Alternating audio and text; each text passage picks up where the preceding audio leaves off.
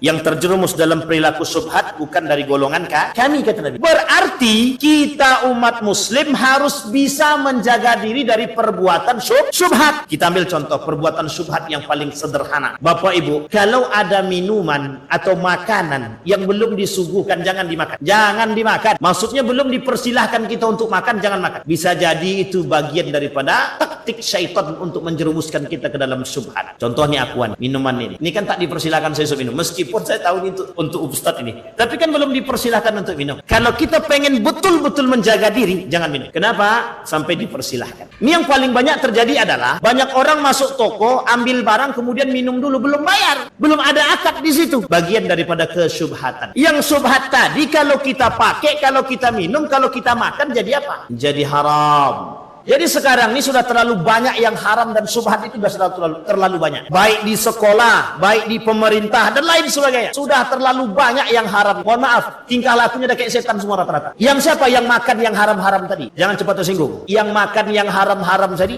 begitulah. Jangan salah, orang yang memakan yang haram dan syubhat itu tingkah lakunya diidentikan seperti itu.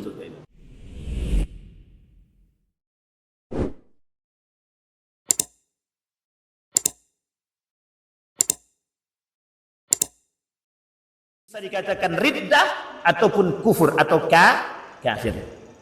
Contoh, apakah orang-orang non-muslim itu bagian daripada baginda Nabi Muhammad SAW? Tidak, karena mereka tidak mengikut ajaran baginda Nabi Muhammad SAW. Sampai di sini paham ya Bapak Ibu ya? Tetapi ada orang-orang muslim tapi dia kufur. Apa maksudnya? Muslim awalnya, tapi kemudian karena tidak mengakui Allah atau menduakan Allah, bisa jadi kufur atau dia musyrik. Bisa jadi dia terjebak dalam kasus riddah atau murtad, keluar daripada Islam. Sampai di sini paham ya Bapak Ibu ya? Baik. Nah, dalam buku ini Bapak Ibu sekalian yang berbahagia, di dalam buku ini Allah mengumpulkan Syekh Abdul Salam mengumpulkan hadis-hadis Nabi yang berbicara tentang laisa minna. Baik. Hadis yang pertama ingin kita sampaikan. Hadis yang pertama, kata Nabi, at-taghanna bil Quran. At-taghanna bil Quran. Ini bukan bernyanyi dengan Al-Quran. Baik. An Abi Hurairah radhiyallahu anhu qala Rasulullah sallallahu alaihi wasallam, kata Nabi, laisa minna, bukanlah dari golongan kami, kata baginda Nabi Muhammad sallallahu alaihi wasallam. Siapa mereka? Man lam yataghanna bil Quran, mereka yang belum menggunakan irama dalam membaca Al-Quran. Sampai di sini bisa dipahami Bapak Ibu? Misal ada orang ngaji baca Quran, Bismillahirrahmanirrahim, Alhamdulillahirabbil alamin, Ar-Rahmanirrahim, Maliki yaumiddin. Nah, sampai di sini paham ya Bapak Ibu ya? Kata Nabi, falaisa min, mereka bukan dari golongan kami. Tapi ini tidak bisa dipahami begitu saja, perlu ada penjelasan. Apa penjelasannya? Penjelasan utamanya yang pertama, ada orang-orang yang mengerti baca Al-Quran, ilmu tajwidnya dia ngerti, tapi dia tak pakai ilmu tajwid dalam membaca Al-Quran. Ini dia poinnya Pak. Yang pertama, jadi dia tahu, dia mengerti, dia bisa, dia tahu ilmu tajwid, tapi dia tak menggunakan ilmu tajwid tadi dalam membaca Al-Quran. Pertanyaan pertama, apa hukum mempelajari ilmu tajwid? Hukumnya adalah sunnah muakkadah. Bapak Ibu sekalian yang berbahagia, hukum mempelajari ilmu tajwid itu untuk membaca Al-Quran, hukum mempelajari sunnah muakkadah, mempelajarinya. Tapi menggunakannya wajib. Menggunakan ilmu tajwid di dalam membaca Al-Quran hukumnya wajib. Berarti Pak Ustaz, kalau kami tidak tahu ilmu tajwid, kemudian kami baca Quran, salahkah kami begitu? Tak salah, sampai kita mau mempelajari ilmu tajwid. Jadi jangan Bapak Ibu, hidup kita ini dah terlalu panjang, tapi kita tak bisa membaca Quran dengan baik dan benar. Ini agak sedikit kurang tepat, atau bahasa lainnya meleset nih. Kenapa meleset? Lama kita hidup di dunia ini, tapi kita tak bisa baca Quran dengan baik dan betul. Setidaknya, tidak pun fasih betul kita baca Quran, setidaknya ada ilmu tajwid yang kita pelajari atau ilmu-ilmu Al-Quran. Sampai di sini paham Bapak Ibu ya? Jadi yang pertama poinnya adalah kalimat orang-orang yang baca Quran tapi mereka tidak menggunakan nagham. Nagham itu mereka tidak menggunakan irama, tidak menggunakan tajwid, sementara mereka tahu. Itu garis bawahnya.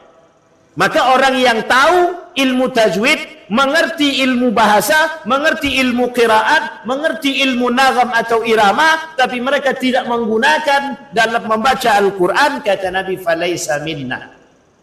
Mereka bukan dari golongan kami. Walaqad dzakara al-Hafiz Ibnu Hajar al-Asqalani fi Fathil Bari aqwalan fi bayani makna qaulu alaihi salatu wassalam lam yataghadna wa zahir anna jami'a ma dzukira yaslu an yakuna muradan. Maksudnya adalah, kata Ibnu Hajar al-Asqalani, mereka yang sudah mengetahui, mereka yang sudah kalau mereka belum tahu ilmunya, itu tidak bisa dihakimi. Cuma kita ini kalau sudah punya kesempatan, punya waktu, kok tidak mau mempelajari ilmu tajwid, itu kelewatan. Sampai sini paham ya Bapak Ibu ya? Baik. Sebenarnya Al-Quran itu tidak boleh diduakan. Al-Quran tidak boleh diduakan.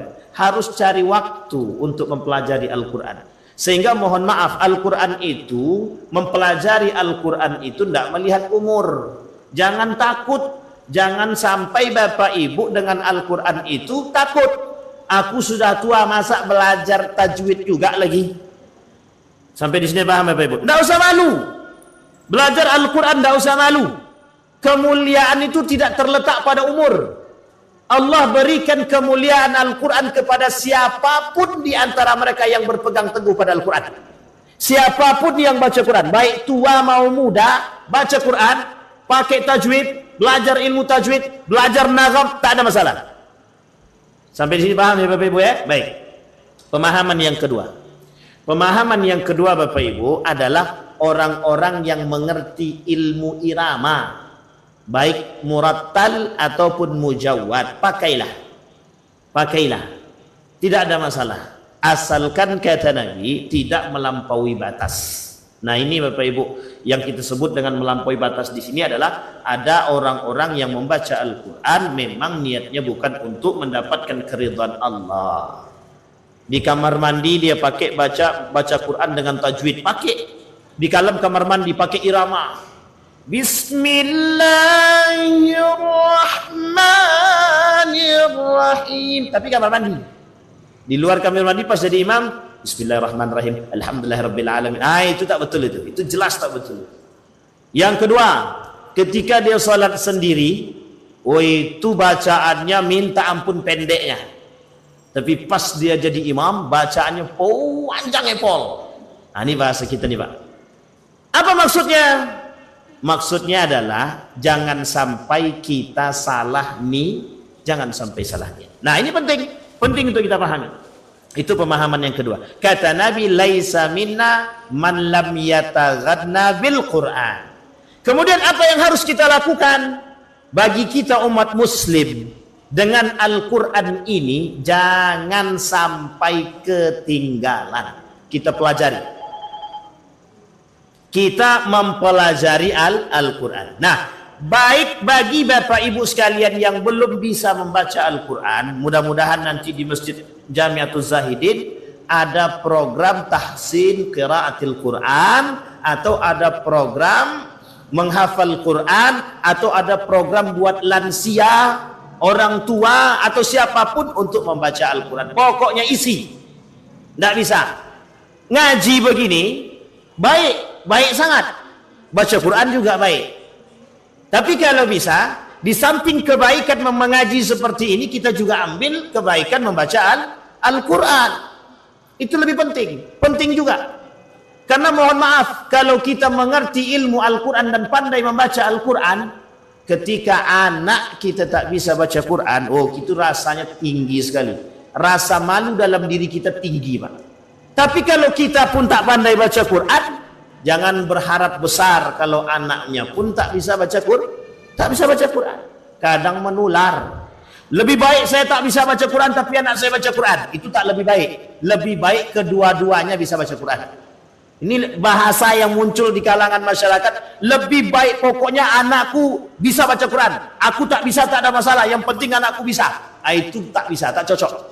Harusnya kalimatnya adalah semuanya harus bisa baca Quran. Bapak Ibu sekalian yang berbahagia, Al-Quran ini cocok untuk semua umat manusia, baik muslim ataupun non-muslim. Sampai di sini paham Bapak Ibu? Baik. Dan ini penting untuk kita. Nah, itu hadis yang pertama. Maka kemudian kata Imam Ibnu Hajar Al-Asqalani, sebaiknya kata Imam Ibnu Hajar Al-Asqalani, mendekat dengan Quran, perbanyak mempelajari ilmu Al-Quran, pakailah ilmu-ilmu tersebut dalam membaca Al-Quran. Baik. Kemudian hadis yang kedua, makarimal akhlak kata Nabi. An Ali radhiyallahu anhu qala. Ini mesti jarang Bapak Ibu mendengarkan hadis ini. Karena hadis ini dikemukakan oleh Ali bin Abi Thalib. Biasanya hadis Ali bin Abi Thalib itu mesti diidentikan kepada Syiah. Tidak semua hadis itu identik kepada tidak semua hadis Ali itu identik kepada Syiah. Sehingga sebenarnya ada kekhawatiran daripada para ulama, mereka menakutkan bahwa mengkhawatirkan bahwa ada hadis-hadis Ali ini dipakai oleh kelompok-kelompok Syiah. Dijadikanlah itu sebagai alasan yang kuat bagi mereka untuk tetap bisa mendukung Syiah. Tapi tidak semua Bapak Ibu, tidak semua. Memang ada beberapa hadis-hadis dari yang diriwayatkan oleh Ali bin Abi Thalib itu yang kemudian dipalsukan oleh orang-orang Syiah, itu banyak. Baik. An Ali radhiyallahu anhu qala Rasulullah sallallahu alaihi wasallam wa ala alihi wa sahbihi thalathun man lam yakun fihi falaysa minni wa la min Allah. Kata Ali bin Abi Thalib, kata Nabi menukil daripada kalimat baginda Nabi Muhammad sallallahu alaihi wasallam. Apa kata beliau? Tiga sifat, yang tiga sifat ini kalau tidak ada dalam diri seorang muslim, kata Nabi, falaysa minni, dia bukan bagian daripada kami gitu. Yang kedua, falaysa minallah, dan juga bukan dari bagian Allah, kata dia. Bagian Allah itu maksudnya Allah membenci mereka.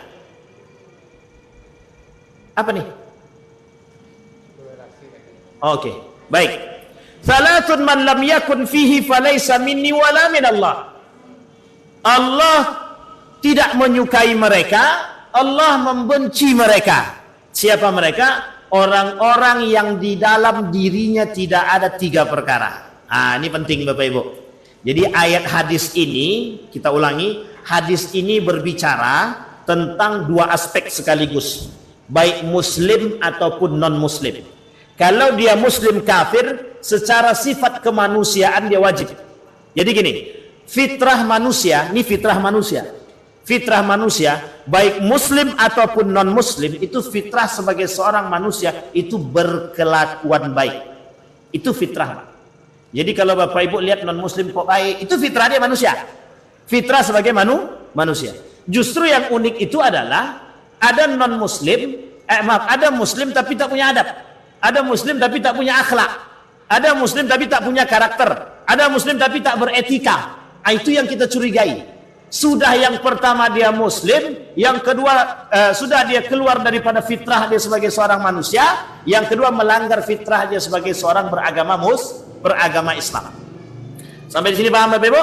Baik. Yang pertama kata Nabi, ada dua. Yang pertama orang kafir.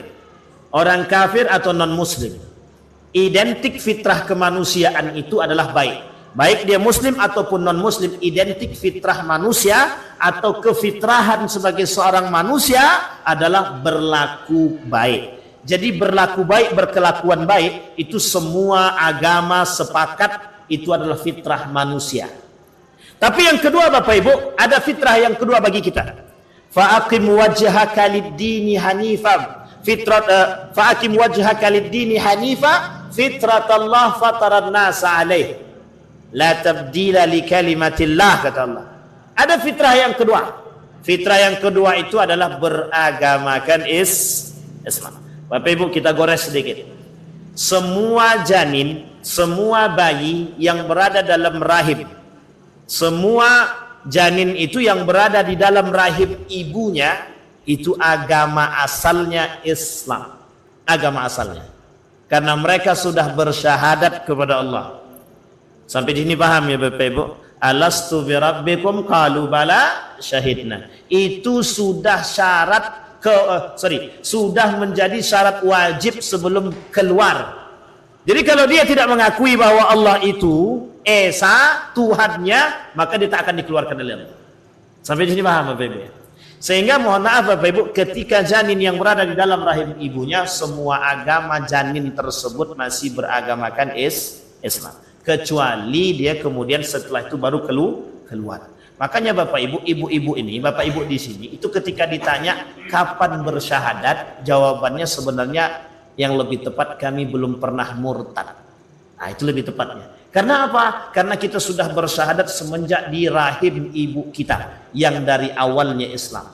Kecuali mohon maaf mereka yang sebelumnya non-muslim. Ketika mereka sebelumnya non-muslim, kemudian mereka bersyahadat. Pada hakikatnya janin, semua janin di dalam rahim itu Islam.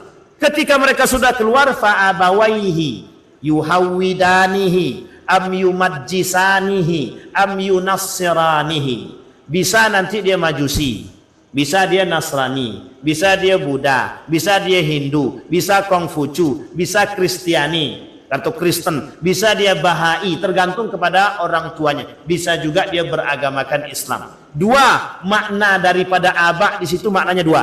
Satu bermaknakan lingkungan, yang kedua bermaknakan abawai di situ artinya orang tua. Artinya apa? Ada orang tuanya Islam, anaknya non-muslim. Ada anaknya muslim, anaknya non-muslim, anaknya muslim, orang tuanya non-muslim. Atau kemudian bisa jadi dua-duanya muslim, bisa jadi dua-duanya tidak muslim. Sampai sini paham ya Bapak Ibu ya? Bapak Ibu sering lihat ada anak yang muslim tapi bapaknya tak muslim. Ada pernah lihat? Pernah ya? Ada bapaknya Islam, anaknya tak muslim. Atau sebaliknya. Atau dua-duanya tidak Islam, atau dua-duanya Islam. Maka bahasanya dalam hadis Nabi tergantung pada orang tua dan lingkungan. Yuhawwidanihi am yunassiranihi am yumajjisan. Dijadikannya Yahudi kah? Dijadikannya Nasrani kah? Dijadikannya Majusi kah? Itu tergantung. Misal Bapak Ibu, mohon maaf, misal kita ambil contoh. Ada seorang muslim, kemudian dia berada di lingkungan non-muslim. Itu lambat laun bisa jadi non-muslim Bapak Ibu. Sekalipun orang tuanya muslim, bisa lambat laun menjadi non-muslim. Atau sebaliknya, seorang pemuda berada di lingkungan muslim, dia non-muslim, bisa lambat laun dia akan menjadi seorang muslim. Sampai di sini paham ya Bapak Ibu? Baik, ini tergantung lingkungan. Tapi ketika dia masih kecil itu akan mengikuti agama orang tuanya.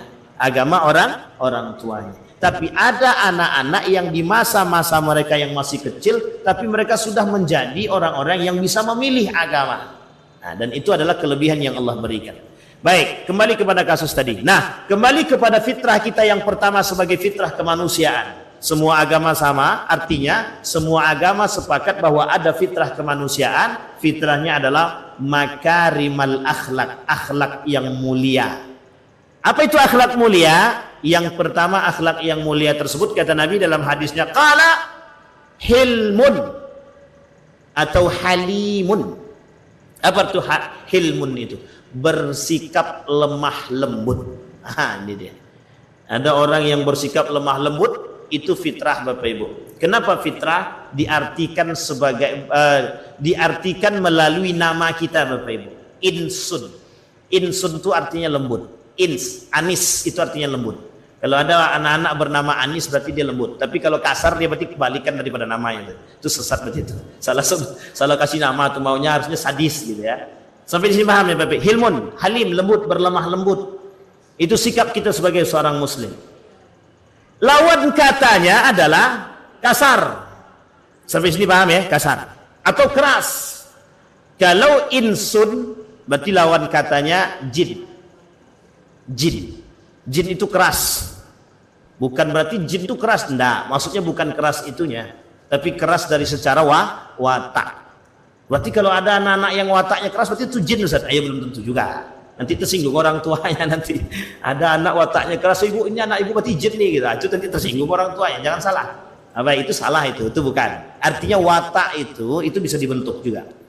Asalnya fitrah kita sebagai seorang manusia itu, karakter kita, watak kita, sifat kita itu pada hakikatnya kita berlemah lembut, kita Nabi. Lemah lembut orangnya pada hakikatnya karena menyesuaikan namanya. Karena menyesuaikan namanya yang Allah sebutkan di dalam Al-Qur'an, insun, unasun, anisun, annasu. Jadi banyak. Jadi ada nama-nama manusia itu dalam Al-Qur'an, ada insun, kemudian insanun, ada unasun, ada annasu, ada anisun. Nah, jadi banyak namanya. Dan artinya sama, lembut. Sampai sini paham Bapak Ibu ya? Jadi Bapak Ibu kalau kembali kepada fitrah, kalau kita kembali kepada fitrah kita, berarti kita ini berperilaku lemah lembut. Jadi kalau kita sedang kasar, berarti kita sedang keluar daripada fitrah kita sebagai seorang manusia. Itu yang pertama. Yarudduhu bihi al-jahlul jahil. Orang yang kemudian berlemah lembut, orang yang kemudian punya akhlak yang mulia dengan gaya yang berlemah lembut, itu orang-orang yang dianggap berakhlak mahmudah, memiliki akhlak yang terpuji. Yang kedua, husnul khuluqin ya'isu bihi finnas, memiliki akhlak yang mulia ketika dia bermuasyarah bersama manusia, berinteraksi dengan manusia. Maksudnya apa? Dia punya akhlak yang baik, sopan santunnya terjaga, akhlaknya terjaga, tata bahasa dia terjaga. Ketika dia berbicara dengan orang tua, sopan santunnya terjaga. Dia tahu bagaimana berbicara dengan yang tua, berbicara dengan yang muda, berbicara dengan anak-anak, dia tahu. Kemudian kata Nabi, orang seperti ini punya akhlak yang mulia. Yang ketiga, waraun. Yang ketiga ini agak berat sedikit. Yang ketiga kata Nabi, wara ini orang-orang yang bisa melepas diri daripada perbuatan-perbuatan yang syubhat. Jadi wara itu artinya Bapak Ibu, orang yang bisa melepaskan diri dia atau menjaga diri dia dari perbuatan-perbuatan syubhat. Maka wara dia. Pertanyaan selanjutnya, adakah orang-orang yang tidak mengerti dengan hal-hal yang syubhat tadi? Adakah orang-orang yang terjerumus dalam kesyubhatan? Banyak. Bayangkan kata Nabi, yang terjerumus ke dalam syubhat bukan bagian daripada kami, kata Nabi. Yang terjerumus dalam perilaku syubhat bukan dari golongan kami, kata Nabi. Berarti kita umat muslim harus bisa menjaga diri dari perbuatan syubhat. Kita ambil contoh perbuatan syubhat yang paling sederhana. Bapak Ibu, kalau ada minuman atau makanan yang belum disuguhkan, jangan dimakan. Jangan dimakan. Maksudnya belum dipersilahkan kita untuk makan, jangan makan. Bisa jadi itu bagian daripada taktik syaitan untuk menjerumuskan kita ke dalam syubhat. Contohnya aqua nih, minuman ini. Ini kan tak dipersilahkan saya minum. Meskipun saya tahu ini untuk Ustadz ini, tapi kan belum dipersilahkan untuk minum. Kalau kita pengen betul-betul menjaga diri, jangan minum. Kenapa? Sampai dipersilahkan. Ini yang paling banyak terjadi adalah banyak orang masuk toko, ambil barang, kemudian minum dulu, belum bayar. Belum ada akad di situ. Bagian daripada kesyubhatan. Yang syubhat tadi kalau kita pakai, kalau kita minum, kalau kita makan, jadi apa? Jadi haram. Bapak Ibu masuk supermarket, sudah ada label di situ, belum bayar. Belum juga Bapak Ibu belum bayar, kemudian belum ada akad dengan penjual. Bapak Ibu buka segelnya, Bapak Ibu pakai barangnya, Bapak Ibu kemudian minum dan lain sebagainya. Nanti kemudian baru bayar belakangan. Salahkah? Salah Bapak Ibu, salah. itu masuk dalam kategori awalnya barang tadi jadi syubhat, jadi kemudian ketika kita makan pakai kemudian haram. Terkecuali ada barang-barang yang kemudian mohon maaf di situ ada petugas atau pelayannya. Silahkan coba Pak, tak ada masalah, boleh mereka yang bukakan segelnya. Itu lain cerita, sudah ada izin. Dan itu akad secara tidak mutlak. Sampai di sini paham Bapak Ibu? Masuk warung bakso, tiba-tiba ambil kerupuk cabai, memang itu dijual. Tapi ada akad di situ. Jadi jangan salah, transaksi jual beli dengan akad. Baik akad itu tersurat ataupun tersirat. Baik akad itu diucapkan atau tidak diucapkan. Sampai di sini paham ya Bapak Ibu ya? Itu bagian daripada kesyubhatan. Sehingga Bapak Ibu kita bisa terjerumus dalam hal-hal yang tidak diinginkan. Maka wara itu penting. Maka dalam kehidupan hari-hari menjadi orang yang wara itu penting. Sekarang pertanyaannya, apa pentingnya kita memiliki 3 sifat tadi? Lemah lembut, kemudian berakhlak mulia, yang ketiga punya wara. Apa manfaat dan fadilahnya kita punya 3 sifat tersebut? Yang pertama Bapak Ibu sekalian yang berbahagia, kata para ulama, memperbanyak saudara. Pertanyaannya, ada orang kasar, keras kasar dia, kira-kira mau enggak orang berkawan sama dia? Maling dia, pencuri dia, mau enggak orang berkawan dengan dia? Mabuk dia, mau enggak orang berkawan? Tutur katanya enggak sopan, keras tak menentu, kemudian kalimat-kalimat dalam ucapannya banyak yang tidak sopan, tidak baik, kasar, keras, tak menentu. Kira-kira ada tak orang yang mau berteman dengannya, bersaudara dengannya? Itu yang pertama. Yang kedua kata Nabi, memperkecil perpecahan. Kata para ulama, memperkecil perpecahan. Orang yang berakhlak mulia itu dicintai orang. Jadi kalau kita pengen dicintai orang, punya akhlak. Kalau kita nggak pengen dimusuhi orang, jangan punya akhlak. Sederhana Pak. Bodoh kali seorang laki-laki, tidak pinter dia, tidak kaya dia, laki-laki, baik laki-laki ataupun perempuan, berakhlak mulia dia, beradab dia, beretika dia, tutur bahasanya sopan. Saya kira tak ada yang tak mau Pak. Yang tak mau hanya orang-orang yang tak sehat saja. Jangankan dia sebagai seorang penghafal Quran, cuman dia punya akhlak mulia, tutur bahasanya baik, sopan santun terjaga, etiknya oke, etikanya, adabnya baik. Itu semua orang suka. Nggak perlu ganteng, nggak perlu cantik, semua orang senang itu Pak. Itu yang diharapkan orang. Tapi cantik, kaya, kemudian mohon maaf, akhlaknya seperti syaitan. Ada yang mau? Nggak akan ada yang mau. Kaya sekali dia, cantik sekali dia, ganteng sekali dia, kalau nggak ada dia punya adab, sopan santun, akhlaknya, nggak bisa. Baik, yang ketiga, dicintai oleh manusia. Dicintai oleh manusia. Apa kata Nabi? Man lam yarham la yurham. Man la yarham la yurham. Orang yang tidak menyayangi, orang yang tidak saling menyayangi, mereka tidak akan disayangi. Irhamu man fil ardi yarhamukum man fis sama. Allah mencintai manusia-manusia yang memiliki akhlak-akhlak yang baik. Manusia-manusia yang punya sifat Rahman Rahim. Itu Allah suka, Allah cinta. Kata Allah, kalau ada manusia yang memiliki sifat halim, kemudian wara, husnul khuluq, itu mesti dia akan berrahman kepada orang. Mesti dia punya sifat rahim pada manusia. Jangankan pada manusia, pada tumbuh-tumbuhan mereka punya, pada binatang mereka punya, apalagi kepada manusia. Kalau sudah seperti ini Bapak Ibu, mesti Bapak Ibu, Allah juga sayang. Irhamu man fil ardi yarhamukum man fis sama. Ini kucing cuma ngambil tempe ditendang Pak. Betul apa betul Bapak Ibu? Yang betul sih itu keras.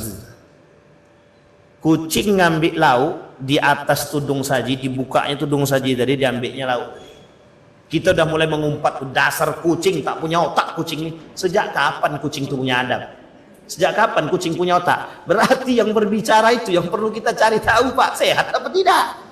Memang begitu watak kucing. Kalau kita marah kepada kucing, berarti kira-kira kita sehat apa tak sehat? Sampai sini pahami. Wih, ini memang kurang ajar kucingnya.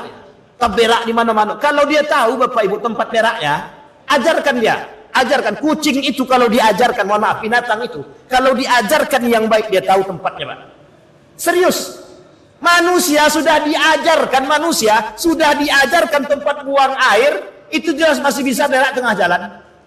Kasarnya apa? Sudah diajarkan kepada manusia akhlak yang baik, akhlak yang mulia, masih tidak punya adab, masih tidak punya akhlak. Coba bayangkan Bapak Ibu. Itu manusia, binatang, kucing Bapak Ibu. Latihlah kucing itu untuk, mohon maaf, latih kucing itu untuk berak pada tempatnya. Nanti kucing itu tidak akan keluar dari tempat beraknya itu kecuali kalau dia pengen berak di situ. Tidak akan dia tempat lain, Pak. Itu kalau kita latih. Kalau kita mau melatih dia, kalau mau kita mengajarnya. Ini manusia sudah diajar 6 tahun SD, 3 tahun SMP, 3 tahun SMA, 4 tahun kuliah, masih tak punya adab. Kurang banyak kah belajarnya? Tambah lagi. Sampai sini paham Bapak Ibu ya? Jangan salah. Makanya mohon maaf kalau ada manusia yang tidak berakhlak diidentikan kepada binatang. Balhum adol, kata Allah. Bahkan mereka lebih parah daripada binatang. Kenapa kok lebih parah? Wong binatang aja diajarkan bisa kok. Masa manusia diajarkan kok gak bisa? Kemana kesempurnaan yang Allah berikan? Sampai sini paham Bapak Ibu? Kita ambil contoh. Tahu dia khamar itu haram. Tahu dia khamar itu haram. Tahu dia narkoba itu haram. Tahu dia kemudian bezinah itu haram. Tahu. Tahu mereka kalau membunuh itu haram, tahu. Tapi mengapa mereka masih lakukan?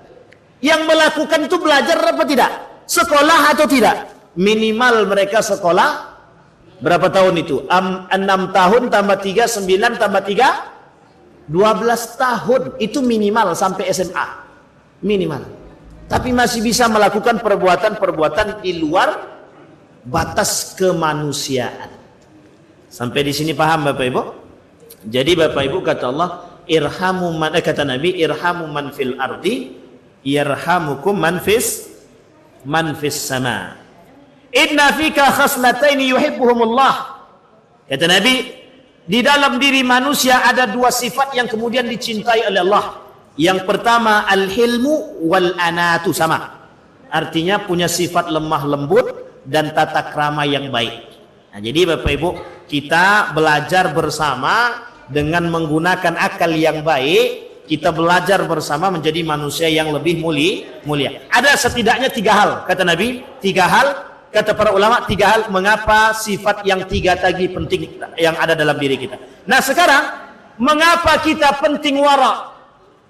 Wara' kita penting. Sekarang ini zaman penuh dengan syubhat. Kita sudah belajar di 30 tanda datangnya akhir zaman.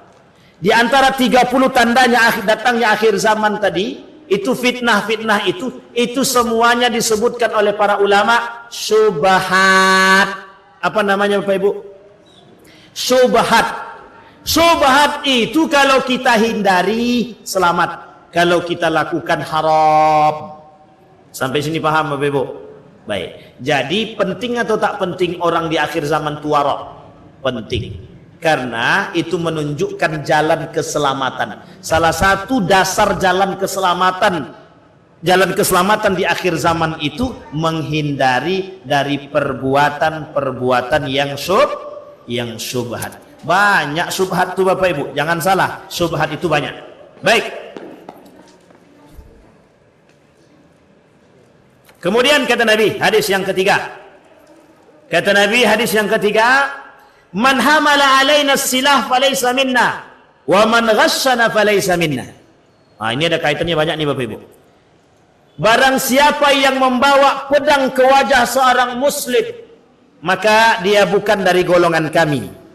Barang siapa yang melakukan tipu daya, dia bukan golongan kami. Barang siapa yang melakukan penipuan, dia bukan dari golongan Nabi. Kata Nabi, yang tadi kembali, ini berlaku untuk semuanya, non muslim ataupun muslim. Tapi lebih ketat lagi Nabi katakan pada orang-orang yang beragamakan Islam. Bapak Ibu, hari ini tipu daya itu penting. Kenapa? Karena kalau tidak dengan tipu daya, program tak jalan. Sampai di sini paham ya Bapak Ibu ya?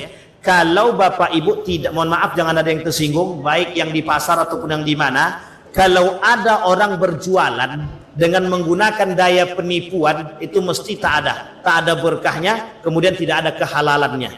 Artinya apa Bapak Ibu? Orang yang berniaga, kemudian dia bumbui dengan kecurangan, dia bumbui dengan tipu daya, kata Nabi, aku tidak mau menganggap mereka sebagai golonganku. Artinya kalau Nabi sudah tidak menganggap dia dari golongan Nabi, maka mohon maaf, itu orang tidak akan mungkin mendapatkan syafaatnya Nabi. Tidak mungkin, Pak. Itu yang pertama. Yang kedua, orang yang melakukan kecurangan, orang yang melakukan penipuan, itu mesti tidak ada keberkahan. Karena kata Nabi, aku bersama orang-orang yang penuh keberkahan. Kalau Nabi ada, mohon maaf, Nabi bersama dengan orang-orang yang memiliki sifat kemuliaan, menjalankan perintahnya Allah, menjauhi larangannya, itu keberkahan itu ada. Keberkahan itu ada. Yakinlah. Tapi kalau mohon maaf, kita tak yakin, memang tujuannya nak menipu aja. Jualan online di dalam Facebook, barang jual lemari sepatu atau rak sepatu, harga 550.000. Yang parah lagi itu cepat-cepat itu pelanggan percaya. Dah jelas itu online belum tahu, ini kayaknya penipuan. Dan banyak itu orang-orang yang menipu demi mendapatkan dunia itu banyak. Karena memang mohon maaf, kalau bahasa mereka, bagaimana kami mau makan Pak Ustaz? Bagaimana kami mau hidup sementara kami tak punya pekerjaan? Tidak mesti menghalalkan yang haram. Sampai sini paham ya Bapak Ibu? Ini tolong dipahami baik-baik. Jangan menghalalkan yang haram sekalipun dalam kondisi yang genting sekalipun.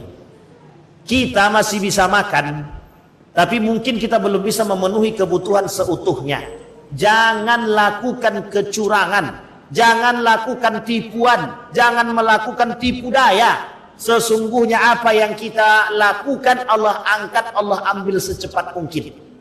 Jadi jangan Bapak Ibu, kalau kita jualan dalam perniagaan, apapun yang kita jual, lakukan dengan kejujuran. Tak ada masalah Bapak Ibu, tak ada masalah. Insya Allah, yakinlah rezeki Allah yang kasih. Yakin seyakin-yakinnya. Ini masalahnya Bapak Ibu, kaitannya dengan ketidakyakinan. Sehingga mohon maaf ketika mereka tidak yakin dengan Allah, tak yakin dengan kuasa ilahi, mereka menipu. Mereka membongak, mereka melakukan kecurangan. Sampai sini paham Bapak Ibu? Apa kecurangan yang mereka lakukan? Di dalam jualan online misalkan, kita sudah jelaskan juga sebagian. Apa maksudnya? Mereka buat fotonya bagus minta ampun, atau foto yang lain yang dipesan, yang datang ke sono yang tak sesuai. Sampai sini paham Bapak Ibu? Itu penipuan apa tidak? Penipuan. Sampai sini paham? Kita jual air mineral bagus, sehat, tapi ternyata sama dengan yang lain. Artinya ada unsur penipuan. Ini sederhana Bapak Ibu yang sering kita dapatkan. Jeruk bagus, ternyata di dalam jeruk itu ada, di bawahnya ada yang busuk-busuk. Ternyata tidak semuanya bagus. Kemudian ada yang protes daripada jamaah yang membeli, kemudian protes, Bang, coba yang jujur kalau jualan. Apa kata mereka?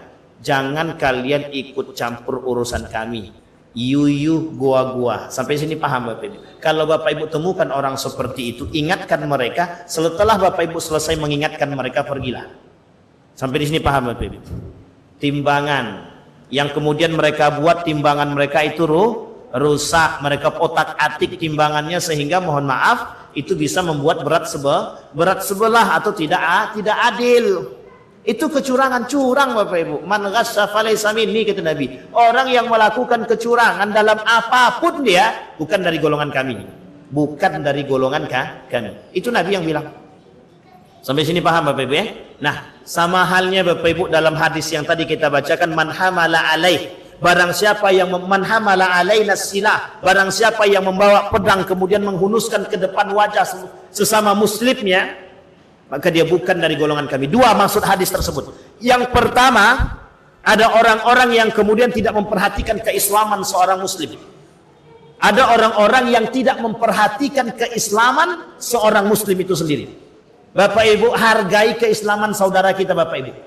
Artinya apa? Kalau ada kita muslim, jangan dikafir-kafirkan. Tak boleh. Sangat tak boleh sekali. Haram. Man kafara fahuwa kafir. Yang mengkafirkan dia kafir. Sampai sini paham Bapak Ibu? Baik. Kita tidak boleh Bapak Ibu. Orang yang mencela sesama muslim sama dengan mengangkat pedang ke hadapan sama muslim. Orang yang orang yang membicarakan aibnya seorang muslim kepada muslim yang lain, sama halnya dia sedang mengangkat pedang ke hadapan kawan dia, saudara dia muslim. Sama. Artinya apa? Orang muslim itu kehormatannya dijaga. Sampai di sini paham Bapak Ibu?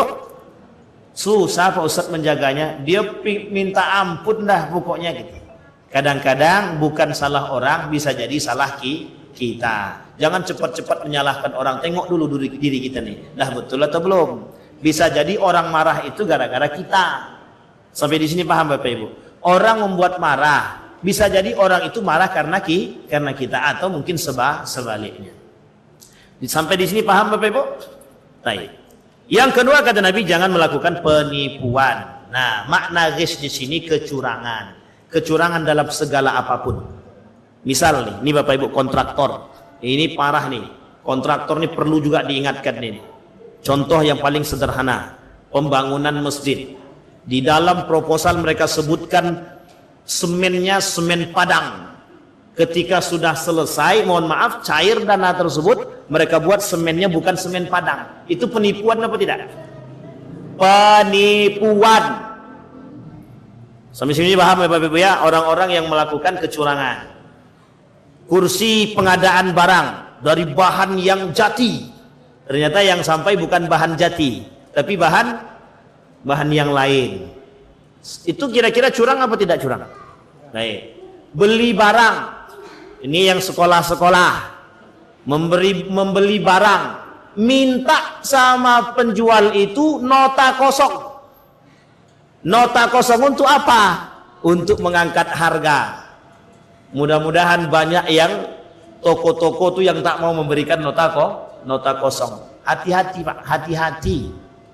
Kita buat nota kosong, kita tulis di situ harganya yang tadi kita beli cuma 70.000, kita tulis dalam nota kosong itu 120.000. Kira-kira ada berapa ribu yang kita ambil? 50.000. 50.000 itu sama sekali bukan hak kita, haram untuk dimakan. Kecuali ada unsur-unsur tertentu yang memang harus kita lawan. Tapi kalau tidak ada unsur-unsur ketentuan yang harus kita lawan, itu pun tidak dibenarkan. Sampai di sini paham Bapak Ibu ya? Apapun itu, jangan makan dari harta yang haram, jangan makan dari harta yang syubhat. Tak ada berkahnya sama sekali, tak ada. Jadi jangan salah, dapat duit 10 juta, tapi kok 1 hari 2 hari habis, tak ada sisa. Sampai sini paham ya Bapak Ibu ya? Saya punya teman kerja di salah satu tempat kerja, gajinya per bulan 8 sampai 10 juta. Masuk jam 8 pagi, balik jam 9 pagi. Jadi masuk jam 8 pagi, balik jam 9 pagi. Pekerjaannya tidak ada, cuman nyantai duduk santai saja. Tapi gajinya 8 juta sampai 10 juta. Kira-kira berapa jam dia kerja Bapak Ibu? Berapa? Jam 8 dia pergi, jam 8 pagi, baliknya jam 9 pagi. Berapa Pak? 36 jam atau 1 jam? Salah Pak, 1 jam Pak. Di hari yang sama, jam 8 dia masuk kerja, jam 9 dia balik. Menabung 100.000 pun dari 10 juta itu tak bisa. Saking tidak ada berkahnya. Bukan hari yang sama, di hari yang sama. Dia kerja jam 8 pagi, dia balik jam 9 pagi. Cuman 1 jam, arti bahasa lain, cuman setor muka. Itu kalau bahasa orang kini namanya makan gaji buta. Sampai sini paham Bapak? Tidak ada berkahnya sama sekali. Gaji buta itu apa? Gajinya tetap, matanya buta aja. Pokoknya tangannya menerima, matanya tidak melihat. Sampai sini paham? Maka disebut dengan gaji buta. Dia tangannya menerima gaji, matanya menutup dari kebenaran. Nggak mau dia, tutup dari kebenaran. Sampai sini paham ya Bapak Ibu? Jadi sekarang ini sudah terlalu banyak yang haram dan syubhat itu sudah terlalu banyak. Baik di sekolah, baik di pemerintah dan lain sebagainya. Sudah terlalu banyak yang haram itu. Mohon maaf, tingkah lakunya udah kayak setan semua rata-rata. Yang siapa yang makan yang haram-haram tadi? Jangan cepat tersinggung. Yang makan yang haram-haram tadi, begitulah Pak. Jangan salah, orang yang memakan yang haram dan syubhat itu tingkah lakunya diidentikan seperti itu. Maka belajarlah mencari yang halal dan yang haram. Jauhi betul dari hal-hal yang haram. Maka orang yang melakukan kecurangan itu sama. Dia sedang mencari harta yang haram. Dia sedang mencari harta yang haram dengan cara menipu. Kita udah sering kena tipu di Shopee itu. Shopee pun banyak itu. Kalau tak pandai-pandai kita habis kita kena tipu. Banyak orang yang bisa memanfaatkan. Termasuk sekarang ini banyak penipuan dengan gaya simpan pinjam online, pinjam online itu, simpan pinjam online itu. Pokoknya Bapak Ibu kalau bisa, kalau memang tidak perlu betul, tak usah minjam online, tak usah. Lebih baik tak makan sehari daripada harus menanggung resikonya bertahun-tahun Bapak Ibu. Hari ini Bapak Ibu pinjam online, kemudian tak sanggup bayar, kemudian mereka publikasi kita, mereka sebarkan berita hoax tentang kita, dibuatlah foto kita tak berbaju, bergandengkan dengan perempuan, kemudian disebarkan, hilanglah kita Pak, hilang akal kita, ujung-ujungnya stres, bunuh diri. Sampai sini paham Bapak Ibu? Itu namanya pembunuhan karakter. Banyak yang terjadi saat ini Bapak Ibu, syubhat itu, keharaman perbuatan. Cuman pengen apa? Pengen yang halal, pengen mendapatkan duit saja. Travel, ini harusnya di depan para yang punya travel enak nih bicaranya. Jangan lakukan keharaman, jangan melakukan perbuatan-perbuatan yang haram dalam travel itu, baik umrah ataupun haji ataupun apapun. Jangan menipu. Sampai di Mekah hotelnya Golden Hilton. Ternyata sampai di Mekah bukan Hilton, Halatin itu ada hotel tak jauh dari Hilton itu. Bukan, jauh dari jarak 1,5 kilo lah kalau tak salah. Kalau tidak Halatin berarti Salatin itu. Itu hotelnya. Tapi dijanjikannya apa? Bayarnya mahal 35 juta untuk umrah. Dapatnya hotel 500 kilo. Janjinya yang dekat dengan Masjidil Haram. Nah ini untuk mendapatkan duit. Nanti yang diajak apa? Agama. Apa maksudnya? Mereka jual agama. Oh, kita harus bersabar, kita harus begini, ini sudah ujian dari Allah, ini takdir kita dari Allah, terima apa adanya. Itu bukan itunya yang menjadi masalah. Jamaah bisa saja begitu, untuk mengikhlaskan itu oke. Tapi mereka penipuan tetap penipuan, dosa tetap dosa. Yang harus diperbaiki apa? Sesuaikan perkataan. Ini para travel banyak kayak gini nih Bapak Ibu. Banyak pihak travel begitu. Ada nanti tambahan lagi Pak? Tidak ada. Aman insya Allah sudah. Sampai di sono diminta 2 juta, diminta 3 juta, diminta 5 juta. Dengan dalih A, B, C, D segala macam. Oh banyak penipuan. Hanya untuk apa? PT. Jadi mohon maaf Bapak Ibu, orang-orang yang menjual agama lewat travel umroh dan haji ada. Ini kita ambil contoh sekarang. Yang berangkat haji, jangan pakai visa ziarah kata orang. Berangkat juga pakai visa ziarah. 10 tahun mereka dideportasi, tidak boleh datang ke Mekah selama 10 tahun. Bayangkan Bapak Ibu. Tidak boleh selama 10 tahun ke sana. Yang terjadi apa? Kerugian. Kasihan. Siapa yang kasihan? Jamaah. Penipuan yang mereka laku. Memang mohon maaf itu, untuk menipu lewat jalur agama itu paling mudah. Makanya bahasa Nabi dalam hadisnya begini, orang yang bersumpah dalam jual beli itu mudah mendatangkan manfaat, mendatangkan keuntungan mudah, tapi berkahnya tak ada sama sekali. Berkahnya tak ada sama sekali. Saya kira itu saja Bapak Ibu, mudah-mudahan bermanfaat. Setidaknya dapat 3 hadis dari kitab yang Laisa Minna ini, karangan Syekh Abdul Salam. Mudah-mudahan ada manfaatnya bagi kita semua. Mudah-mudahan bisa kita jadikan pedoman dalam kehidupan kita, agar kelak kita menjadi manusia yang tahu jalan kembali kepada Allah Subhanahu wa Ta'ala, yang Allah ridhai dan Allah berkahi. Assalamualaikum warahmatullahi wabarakatuh.